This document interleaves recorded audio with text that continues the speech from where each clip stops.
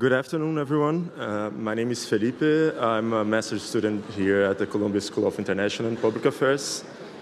As you might have seen, Brazil is uniquely positioned in the renewable sector with over 80% of our energy matrix coming from renewables. And we are one of the leaders in low-carbon energy sources worldwide. The next few years present a significant opportunity window for Brazil as the world faces an energy crisis and fossil fuel-based energy is growing everywhere. I'll wait for a couple seconds.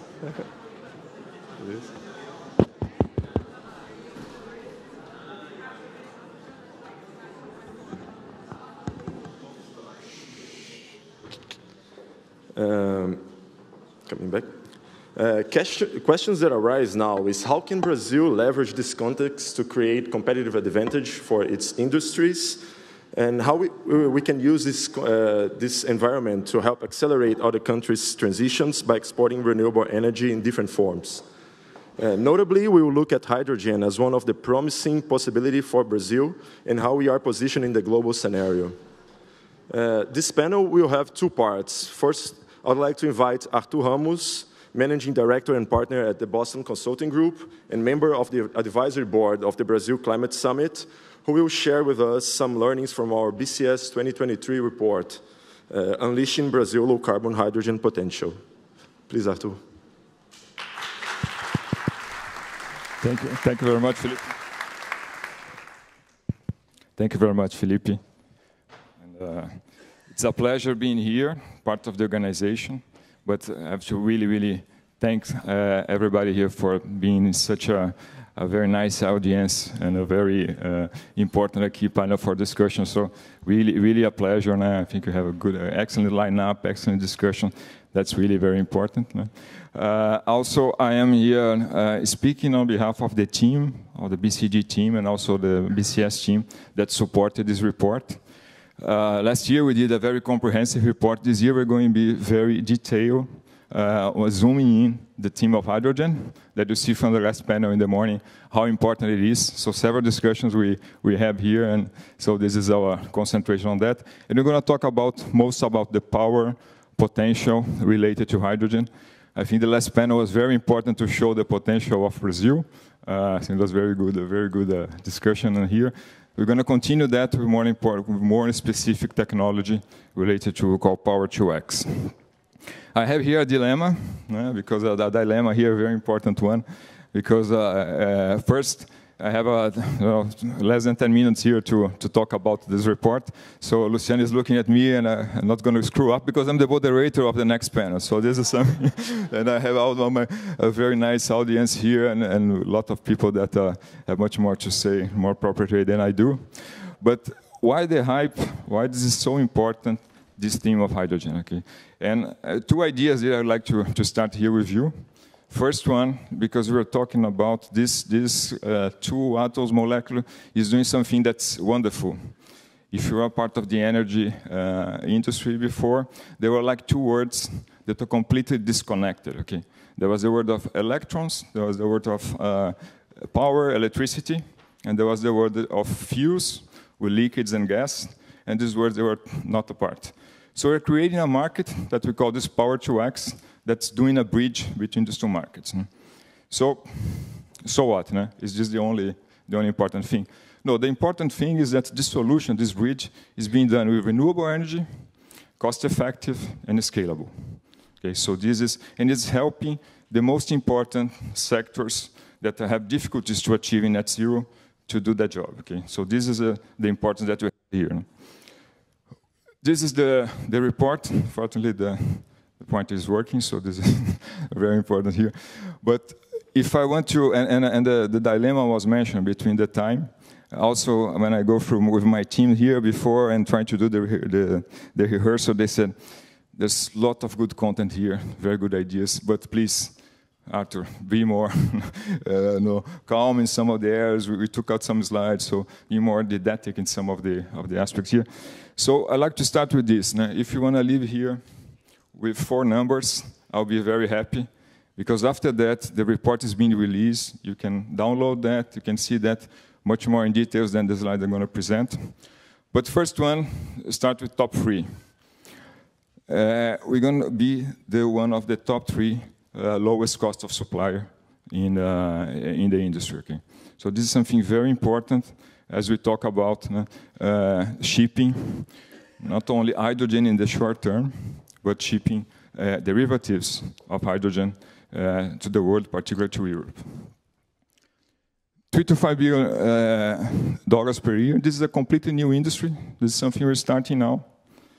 So this is a revenue pool that you can get by 2030, producing about 2 to 3 million tons of derivative of hydrogen in Brazil. To do that, we believe 3 to 5 we can call industrial hubs or industrial clusters that can be organized and structured around that. Okay, so that's the other potential. And last but not least, we're talking a lot about global trade. Brazil can capture a market of about 15% of the global trade that we foresee for 2030. So this is something that we're going to be detailing a little bit the key points here. No? But I think these are 4 numbers I think you'd like to remember. Top 3, 3 to 5 billion. 3 to 5 industrial clusters being developed, and 15% of the market share of the global trade. So we're going to be talking here about 2 questions. First, we'll know why we're so bullish about Brazil, and the second one, how to unlock this potential. I think from Bruce in the morning, he was mentioning it's a very interesting idea. It's something I would like to deep dive on that, to go there. It's very difficult to develop. Okay, so it's not something simple to do. So this is the challenge that we have today, and I'm going to be talking around that. So for the first question, we believe here that we have extremely favorable conditions for Brazil to succeed. And there are the 3 key arguments there. Okay, first, you have renewable and competitive energy today, power, especially power, but usually very competitive energy in Brazil. Second, we already have an interconnected grid with this fully renewable power. So this is another very important thing you're going to see about that, but you don't need to concentrate the investment on a single place in Brazil, okay? So you could do the best logistic area to produce hydrogen. You can seek have the better natural conditions for solar energy, or the best sites for wind production. So this is something that is there. And the third aspect, we think this is something that is not so much currently well assessed, is that we have an industrial base in Brazil that consumes a lot of fossil fuels. And of course, the transportation also sectors. So we believe this, it's export-oriented growth, but we believe that the local demand in the first 10 years will be very important for Brazil. Okay. Just going through some of the analysis, we can go. I'm not going to be spending a lot of time, but we're trying to build in consulting with a supply curve. Okay, so a curve that shows the potential of production in the horizontal axis, and the cost of energy. LCOE stands for cost of energy. And why is it important? Because energy is 70% of the cost of direct cost of producing hydrogen. So it's the most important cost that you have there. And what we see here is that Brazil is the yellow one. For new production, we are already very competitive. Okay, so we see on that curve we're in a very good position. Remember the idea of the top 3. So power is a very important source. But if you talk the current availability of power in Brazil, and the current price that you have, and the situation very favorable till the end of this decade, we are really the first or the most competitive power solution in the world.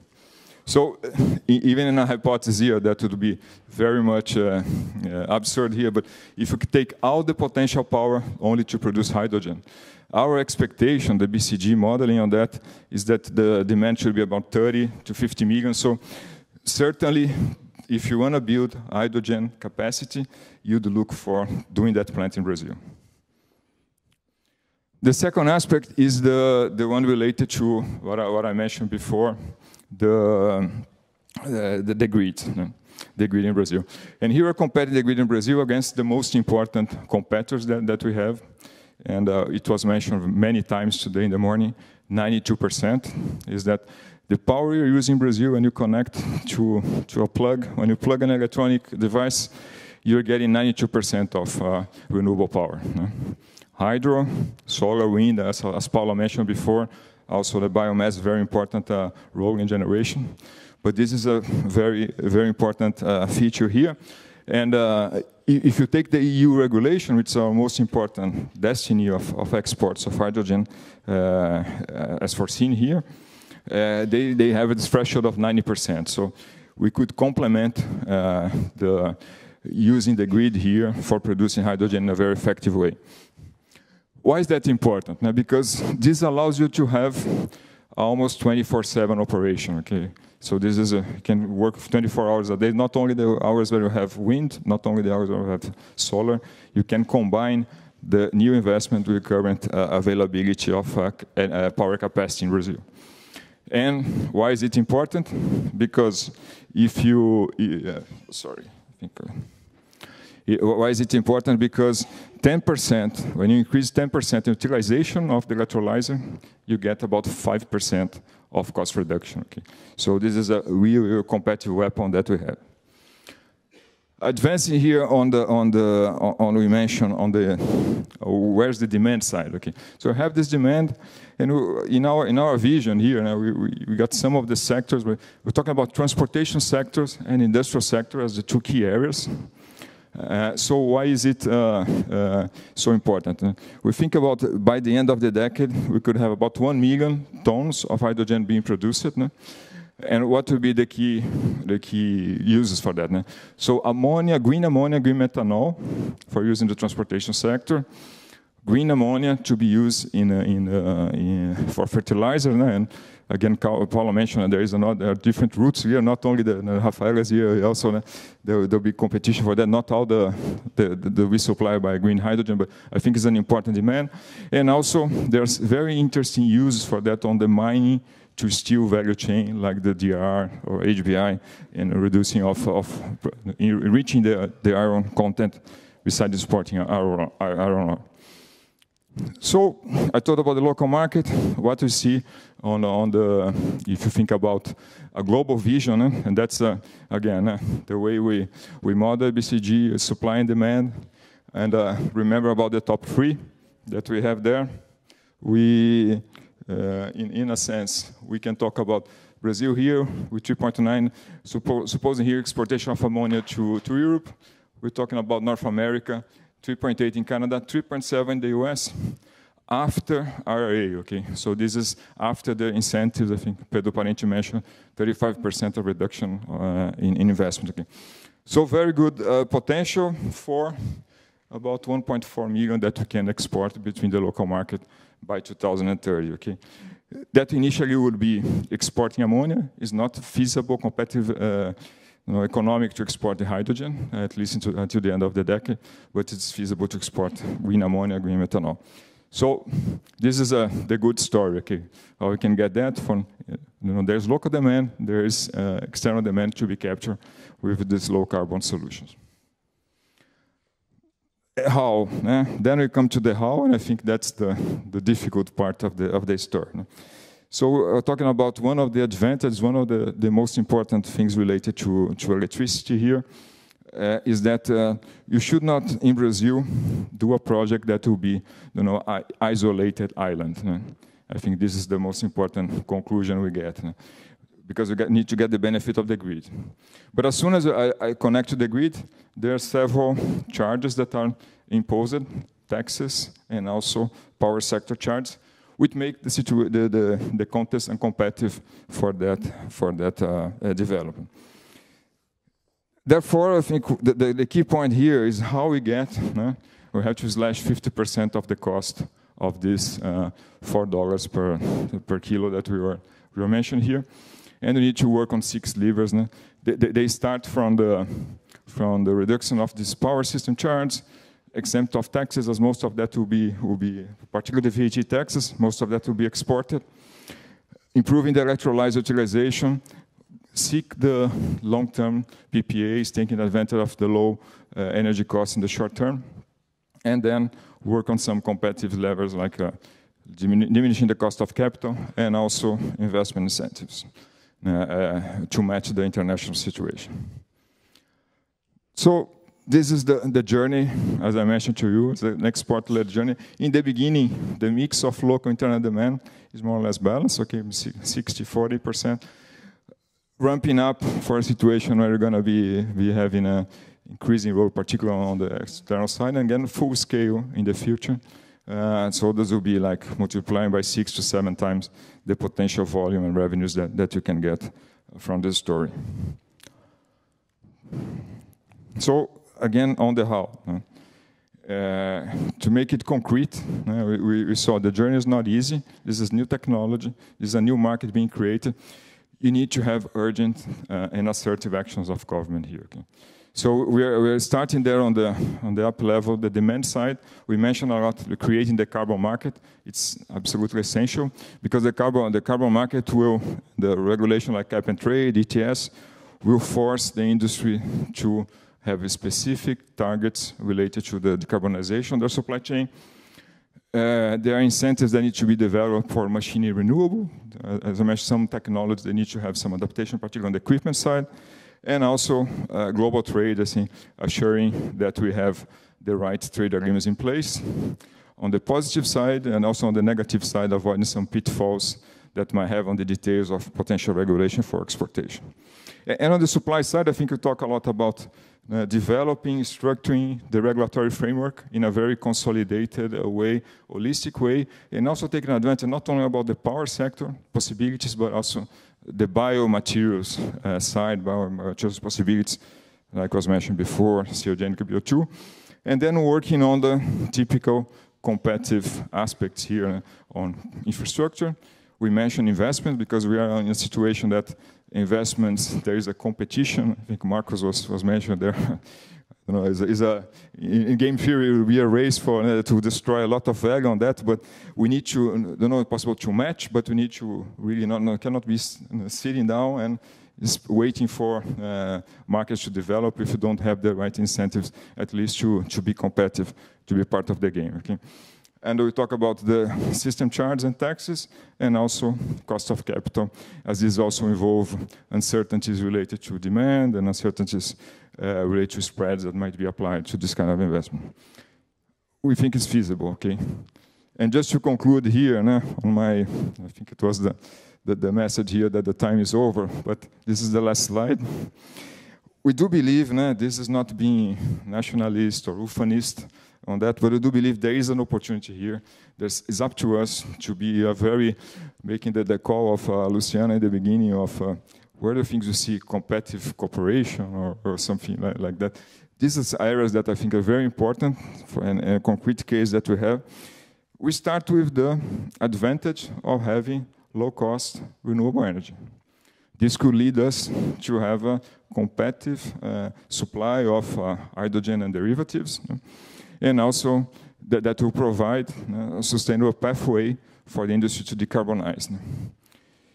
This might translate into competitive position of the industries, of our industrial products, and with low carbon, this combination, low cost, low emission, and we believe that there will be flows of revenues from the export side, but also I think if you are doing investment, not only in hydrogen, but if you're doing investment in the expansion of these hard-to-abate industries, you should seek a country that has this kind of potential, this kind of availability of not only low-cost power, but low-cost solutions in hydrogen derivatives.